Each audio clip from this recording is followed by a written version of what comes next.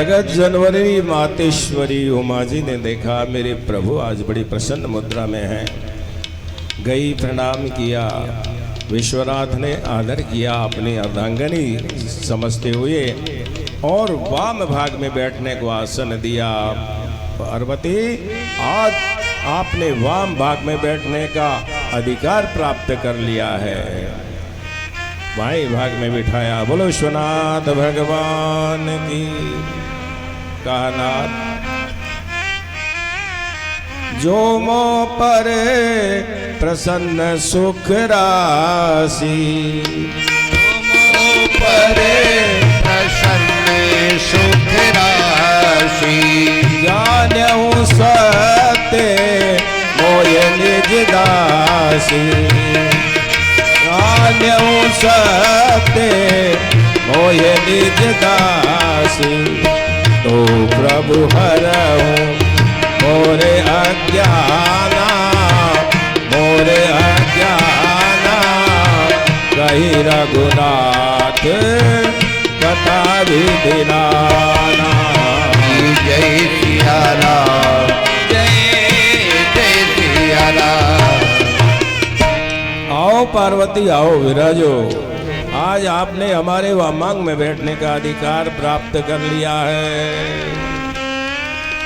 कहा विश्वनाथ आप यदि मुझ पर प्रसन्न हैं तो जानिए सत्य मोह निज दासी, मैं अर्वाचीन समय से आपके चरणों की सेविका हूँ, दासी हूँ, आपकी अर्धांगनी हूँ। हे विश्वनाथ मुझे प्रभु के चरित्र में कोई शंका नहीं, कोई शक नहीं, कोई मोह नहीं, क्योंकि मैंने एक बार मोह करके देख लिया है और उसका फल भी मैंने भोग लिया है। इसलिए अब मुझे प्रभु के चरित्र में कोई शक नहीं, कोई शंका नहीं, कोई मोह नहीं। लेकिन फिर भी मेरे कुछ अज्ञान है, तो प्रभु हरहु मोरे अज्ञाना। लेकिन आपके सानिध्य में रहते हुए यदि मेरी अज्ञानता का नाश नहीं हो तो स्वामी मर्यादा का नाश होता है। इसलिए मेरे कुछ अज्ञान हैं, उनको दूर करने की कृपा करें। कहा पार्वती हमें विश्वास है, हम मानते हैं कि आपको प्रभु के चरित्रों में कोई शक नहीं, कोई संदेह नहीं। बोलो आपके क्या ज्ञान है। कहा नाथ भगवान अवतार क्यों लेते हैं? जिनको आप भी और सब लोग ब्रह्म कहते हैं, यदि वो ब्रह्म है तो नारी का विरह क्यों, और नारी का विरह है तो ब्रह्म क्यों? जिन्हें सब लोग ध्याते हैं, पूरा संसार ध्याता है, वो कोई ब्रह्म है या कोई राज परिवार को आलोकित करने वाले राजकुमार हैं? मुझे बताइए।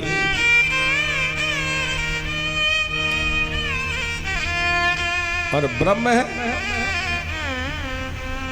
तो फिर साधारण पुरुषों की तरह स्त्री का विलाप क्यों? ऐसे कुछ ज्ञान प्राप्त करने के लिए विषय में प्रश्न पूछे पार्वती जी ने और कहा प्रभु ये भी बताइए कि रामावतार क्यों हुआ, और रामावतार हुआ तो मुझे उनकी बाल लीलाओं की कथा सुनाइए, उनके किशोर अवस्था की कथा सुनाइए, विश्वामित्र मुनि आए वो कथा सुनाइए। भगवान को राज देने के लिए कहा और उनको वनवास दे दिया, क्यों? क्या अपराध था मेरे प्रभु का जिससे उनको वनवास भेज दिया गया? वनवास में जाकर मेरे नारायण ने कौन कौन सी लीलाएं की वो कथा मुझे बताइए, और अपनी लीला स्मरण करके प्रभु अपने धाम चले गए वो लीला मुझे निवेदन कीजिए। भगवान विश्वनाथ के नेत्रों से जल बहने लगा। पार्वती, आपने वो कथा पूछी है, सकल लोक जग पावनी गंगा। ऐसी गंगा है ये जो सारे संसार को पावन करती है। गंगा जी तो जहाँ जहाँ बहती है और जहाँ जहाँ उसका जल पहुँचता है उनको पावन करती है। लेकिन पार्वती, यह ऐसी राम कथा गंगा है जो सारे संसार को पावन करती है। बोले विश्वनाथ भगवान की। और कोई संशय हो तब पार्वती जी ने कहा कि नाथ दर्यहु नर तन के हे तू मोई समझाए कयहु व्रस के तू। नाथ दर्यहु नर तन के हे तू मोई समझाए कयहु व्रस के तू। जय सिया राम, जय जय सिया राम, जय सिया राम, जय जय सिया राम, सिया राम। और सबसे पहले तो मुझे आप ये समझाने का की कृपा करें कि नाथ धर्यो नर तन के हेतु। प्रभु ब्रह्म को आवश्यकता क्या पड़ गई, वो क्यों नर अवतार लेते हैं? भगवान का अवतार होता क्यों है? हमारे भी मन में प्रश्न होता होगा कि भगवान बैठे अपने वैकुंठ में, तो उनको क्यों अयोध्या में आने की आवश्यकता पड़ी? क्यों मथुरा जी में वो आए? उन्हें अवतार लेने की आवश्यकता क्यों पड़ती है? भगवान अवतार क्यों लेते हैं? सुनो पार्वती, मेरे प्रभु के अवतार लेने का कारण, हरि अवतार हे तुझे ही होई, हे तुझे ही होई, हृदय कहीं जाए न सोई। जब जब होए धर्म की हानि, माडही असुरे अधम अभिमानी। करही अनीति जाय नहीं बरनी, जाय नहीं बरनी। जय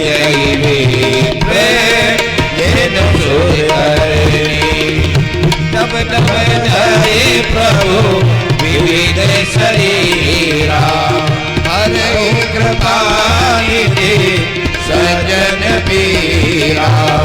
जय सिया राम, जय जय सिया राम, जय सिया राम, जय सिया राम, जय जय सिया राम। सुनो पार्वती, भगवान के अवतार लेने का एकमात्र कारण यह है, ऐसा नहीं कहा जा सकता है। क्योंकि मेरे प्रभु, जब जब भी धर्म की हानि होती है, असुर और अभिमानी बढ़ जाते हैं, धरती माता पाप के बोझ से भारी हो जाती है, और भगवान अवतार लेते क्यों हैं? सीधा सा उसका उत्तर क्या है? कन्हैया दौड़े आते हैं, कन्हैया दौड़े आते हैं। ये अपने भक्त की आंख में आंसू, अपने भक्त की आंख में आंसू देख न पाते हैं। कन्हैया दौड़े आते हैं, कन्हैया दौड़े आते हैं।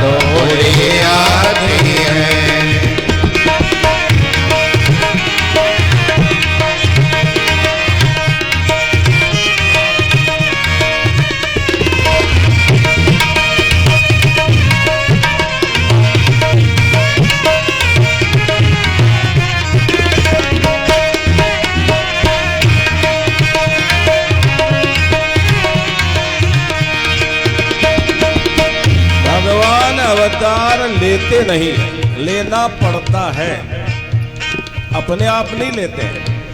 क्यों? जब किसी भक्त के नेत्रों से जल बहता है, जब कोई मीरा पुकारती है, कोई सूरदास पुकारता है, कोई नरसिंह मेहता पुकारता है, तो मेरे प्रभु नंगे पांव तोड़ कर आते हैं, क्योंकि अपने भक्त के आंसू में प्रभु देख नहीं पाते। अवतार लेने का सीधा सा कारण है ये, जब कोई भक्त प्रभु का कष्ट में होता है और प्रभु को पुकारता है तो उनको आना पड़ता है। तब तब धर प्रभु विविध शरीरा। तो पार्वती जब कोई भक्त पुकारता है तो अनेक रूप धर करके, कभी नरसिंह बन करके, कभी वराह बन करके, कभी मत्स्य बन करके, कभी कच्छप रूप धारण करके मेरे प्रभु पधारते हैं और अपने भक्तों के कष्टों का निवारण करते हैं। और आपने पूछा राम जन्म क्यों हुआ, राम जी का अवतार क्यों हुआ? तो सुनो पार्वती, राम जन्म के हेतु अनेका, राम जन्म के हेतु अनेका, परम विचेर एक तेका। राम जन्म के हेतु अनेका, परम विचित्र एक तेका। जन्म एक दुई कहूँ भवानी, जन्म एक दुई कहूँ भवानी।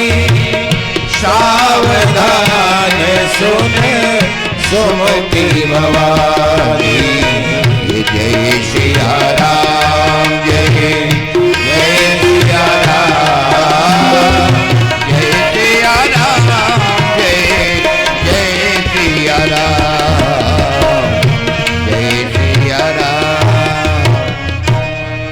भगवान का रामावतार क्यों हुआ? उसके भी कोई एक कारण नहीं कहा जा सकता है, अनेक कारण है कल वेद के अनुसार। उनमें से एक दो कारण हे पार्वती आपने पूछा है, मैं सुनाता हूँ, लेकिन कहा सावधान सुन सुमुखी भवानी। मैं सुंदर मुख वाली तो हो आप, लेकिन पहले सावधान क्यों किया कि पहले कुंभज ऋषि के यहाँ गए, कथा सुनाई, आपका ध्यान नहीं था कथा, इसलिए आज फिर आगाह किया कि आपने पूछा है, मैं सुना रहा हूं, ऐसा ना हो कि आपका ध्यान न हो। और हमारे लिए कहा है, माता पार्वती के लिए क्या कहा होगा, वो तो स्वयं सावधान है। हमारे लिए कहा कि कथा को सावधान होकर के सुनिएगा। बालकों को आप स्कूल भेजते हैं ना, तो पहले गुरुजी कहते हैं सावधान, फिर बालक सावधान हो जाता है तब पढ़ाते हैं। तो कथा से पूर्व विश्वनाथ ने कहा कि सावधान, तो सावधान होकर के कथा श्रवण करना है।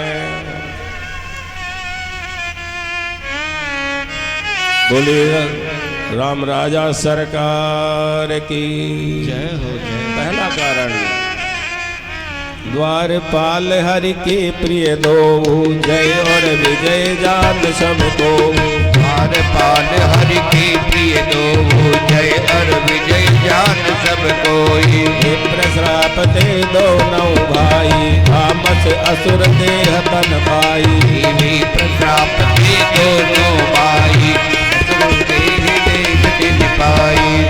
निशाचर जाई सोई महावीर बलवान, कुंभकर्ण रावण सुवट हर विषयी सुरजान।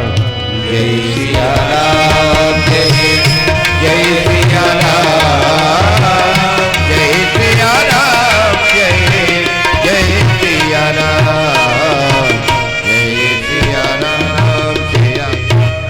सुनो पार्वती, प्रभु के 16 पार्षद हैं, उनमें से 2 पार्षद भगवान के द्वारपाल का काम करते हैं एक का नाम जय है, एक का नाम विजय है। एक दिन भगवान ने कहा, देखो जय विजय, आज हमसे कोई मिलने आए तो हमारी इजाजत के बिना न आए, ध्यान रखना। जय विजय लठ लेकर खड़े हुए हैं। थोड़ी देर में लक्ष्मी जी आई और लक्ष्मी जी जाने लगी। जय विजय ने लठ लगा दिया, बोले माता जी जाओ, वापिस जाओ। अरे माता जी का घर है, आप माता जी के सेवक हो, स्वामी को आप भेज रहे हो। सेवक का काम इतना ही है कि स्वामी की आज्ञा का पालन करे, वो स्वामी को लठ बताए। लक्ष्मी जी क्रोधित हुई, चली गई। कुछ देर पश्चात सनकादिक ऋषि पधारे। सनकादिक ऋषि भगवान से मिलने कभी भी जा सकते हैं, जब उनकी इच्छा हो तब जाए, उन्हें कोई मनाही नहीं है। सनकादिक ऋषि भगवान का दर्शन करने के लिए जाने लगे। जय विजय ने लठ लगा दिया, बोले बाबा जी आज नहीं। क्यों? बोले मैं प्रभु की आज्ञा लेकर के आऊंगा। तो सनकादिक ऋषियों ने कहा, रे तुम रहते तो वैकुंठ में हो, लेकिन आचरण करते हो दुष्टों जैसा, दानवों जैसा आचरण करते हो, इसलिए जाओ मैं तुम्हें श्राप देता हूँ, जाकर राक्षस हो जाओ। इतने में भगवान आए। प्रभु श्राप। अब कहा, अरे देवताओं, अरे देवताओं ये क्या कर दिया रे, ये मेरे पार्षद हैं।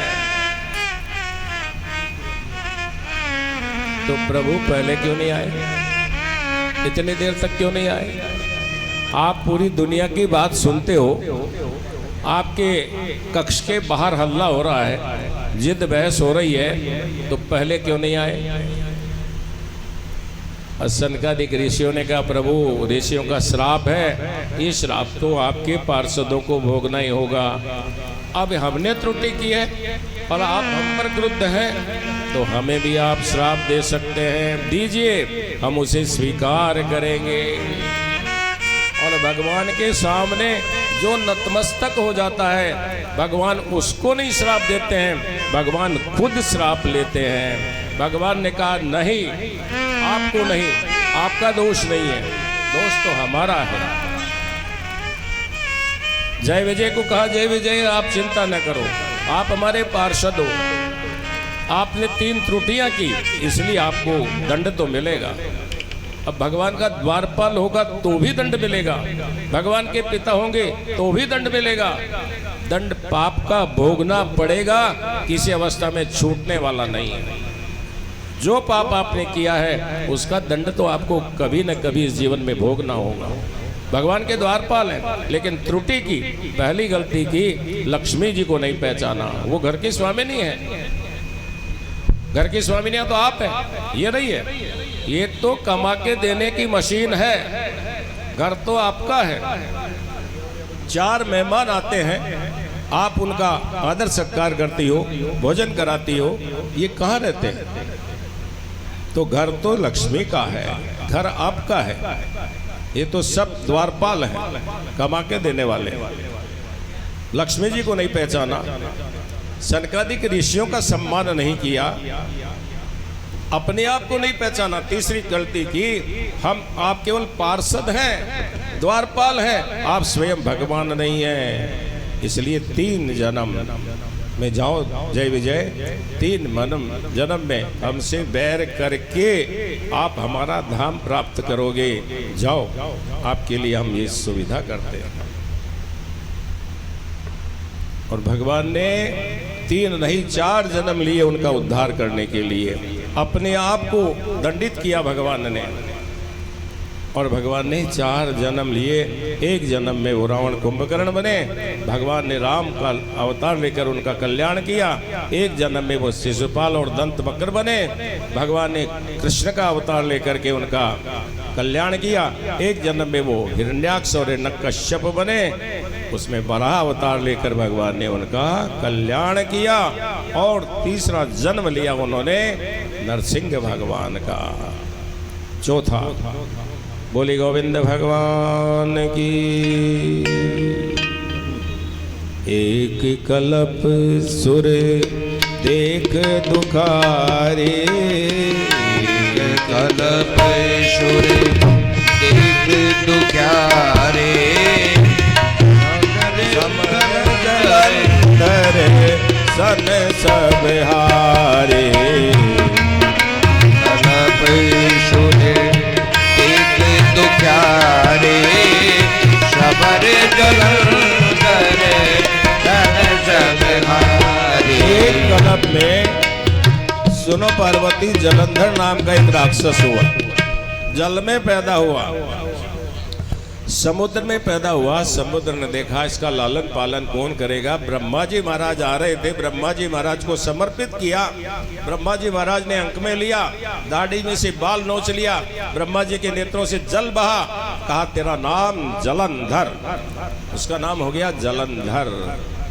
उसकी पत्नी थी वृंदा, पतिव्रता थी, और उसके पातिव्रत्य के बल से जलंधर अजय था। उसे कोई जीत नहीं पाता था, कोई मार नहीं पाता था। भगवान का की उपासना भी की, वर भी प्राप्त कर लिया। दुखी करने लगा सभी देवताओं को, और देवता दुखी होते हैं तो जाते हैं ब्रह्मा जी के पास, और ब्रह्मा जी दे जाते हैं भगवान के पास। भगवान ने कहा भाई ठीक है, मुझे भी पता है आप लोग दुखी हो, लेकिन कोई कारण बने तो मैं उसका कल्याण करूं। जाओ समय की प्रतीक्षा करो, मैं आपके कष्टों को दूर करूंगा। एक दिन जलंधर अपने घर से कहीं दूर चला गया, और भगवान ने यति का वेश बनाया, और भगवान आए वृंदा के पास, और वृंदा को आकर प्रणय का निवेदन किया। वृंदा ने कहा नहीं, आप कौन हैं? मैं पतिव्रता हूं, मैं एक पुरुष को अपने शरीर को हाथ लगाने देती।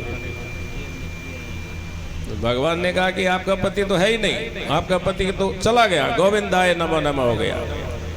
कैसे? देखो ऊपर, वृंदा को ऊपर दिखाया, तो वृंदा को लगा कि उसके पति जलंधर के एक राक्षस दो टुकड़े करके नीचे गिरा रहा है, और दोनों टुकड़े आके वृंदा के पास गिरे। भगवान यति बन करके वहां खड़े हुए थे। कहा देखती क्या हो वृंदा, आप तो पतिव्रता हो, इनको जोड़ो और प्राण फूंक दो। वृंदा ने दोनों को जोड़ा और प्राण फूंकने लगे तो परमात्मा उसमें प्रविष्ट हो गए।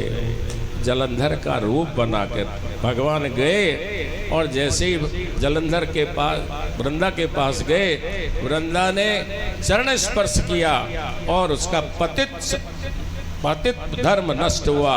उधर जलंधर को बाण लगा और जलंधर का गोविंदाय नमो नमः हो गया। भगवान जाने लगे, वृंदा ने कहा ठहरो, मैं पहचान गई आप कौन हैं। श्राप दूंगी। भगवान ने कहा मैं श्राप लेने आया हूं, जो इच्छा हो दे। बोले आपने मुझे स्त्री का दुख दिया, आपको नारी का विष देना पड़ेगा। आपने मेरे साथ छल किया, मेरा पति भी छल करेगा आपके साथ, और आपकी पत्नी को हर के ले जाएगा। 3 श्राप दिए वृंदा ने। भगवान ने श्राप शीश पर धर करके अपने आप को वृंदा को समर्पित कर दिया। भगवान एक पत्थर की गोलाकार मूर्ति बन गए। वृंदा भी वहां पर सती हो गई। जहां सती हुई वहां एक वृक्ष निकल आया जिसका नाम हुआ तुलसी, और इसीलिए तुलसी का एक पर्याय है वृंदा। भगवान ने कहा ठीक है, अब आप भी हमारे साथ ही रहोगे, आपके बिना हमारी पूजा भी हम स्वीकार नहीं करेंगे। इसलिए शालिग्राम की पूजा वृंदा गंडकी नदी भी बन गई, ऐसा भी उल्लेख है।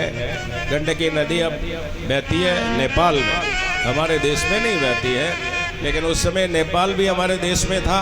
नेपाल, भूटान, अफगानिस्तान, तुर्किस्तान, ये इराक, ईरान, पाकिस्तान, पूर्वी पश्चिमी, ये सब हमारे देश में थे। इनका नाम था अजनाब। उस समय हमारे देश का नाम भारत नहीं था, हमारे देश का नाम था अजनाब। तो गंडकी नदी के रूप में वो बहने लगी। आज भी गंडकी नदी में आप जाइए और स्नान कीजिए, आज भी उसमें शालिग्राम मिलते हैं। कभी आपको अवसर मिल जाए नेपाल में जाने का तो देखिएगा, वहाँ पर अब भी शालिग्राम मिलते हैं। और जो गंडकी नदी से शालिग्राम लाया गया वही शालिग्राम वास्तविक है। आप जो बाजार में खरीद लेते हो ये तो कल्पित है, बनाए हुए हैं। वास्तविक जो शालिग्राम है वो तो गंडकी नदी में ही मिलते हैं। बोली जलंधर भगवान की, बोली वृंदा मैया की, तुलसी महारानी की। भगवान तुलसी के बिना कुछ स्वीकार नहीं करते हैं, इसलिए तुलसी भगवान को बहुत प्रिय है। हर भगवान को तुलसी प्रिय है। भगवान को भोग लगाओ, तुलसी का दल उसमें छोड़िए, अब वो भगवान का प्रसाद बन गया। नमो नमो तुलसी महारानी, नमो नमो तुलसी महारानी, नमो नमो हर की पटरानी, नमो नमो हरि की पटरानी, नमो नमो तुलसी महारानी, नमो नमो तुलसी महारानी, नमो नमो हर की पटरानी, नमो नमो हरि की पटरानी, नमो नमो हर की पटरानी, नमो नमो हरि की पटरानी। वृंदा मैया की जय हो। वो भयंकर राक्षस बना और भगवान को तीसरा जो श्राप दिया, कहा वो मेरा पति बलवान राक्षस बनेगा और उसका उद्धार करने के लिए आपको नर्तन धारण करना पड़ेगा। वही जलंधर समय पाकर रावण बना और भगवान ने राम अवतार लेकर उसका कल्याण किया। अगला कारण सुनो पार्वती। नारद श्राप दिन एक बारा, दिन एक बारा, एक कलप लगी कब अवतारा। नारद श्राप दीन एक बारा, दीन एक बारा, कल्प एक अवतारा। ओ गिरजा चकित भई सुन बानी, ओ गिरजा चकित भई सुन बानी। नारद विष्णु भगत मुनि ज्ञानी, कारण कवन श्राप मुनि दीना, श्राप मुनि दीना, कहा अपना रमापति दीना। जय सिया राम, जय सिया राम, जय सिया राम, जय सिया राम, जय जय सिया राम। सुनो पार्वती, एक बार मेरे प्रभु ने नारद जी की श्राप के कारण भी राम अवतार धारण किया तो माता को बड़ा आश्चर्य हुआ सुनकर के। गिरजा चकित सोई नभ। नारद जी तो महाराज विष्णु के भक्त हैं और ज्ञानी हैं। भगवान ने ऐसा कौन सा अपराध कर दिया जिसके कारण नारद जी महाराज ने भगवान को श्राप दे दिया। सुनो पार्वती, जब प्रभु जैसा चाहते हैं वैसा होता है।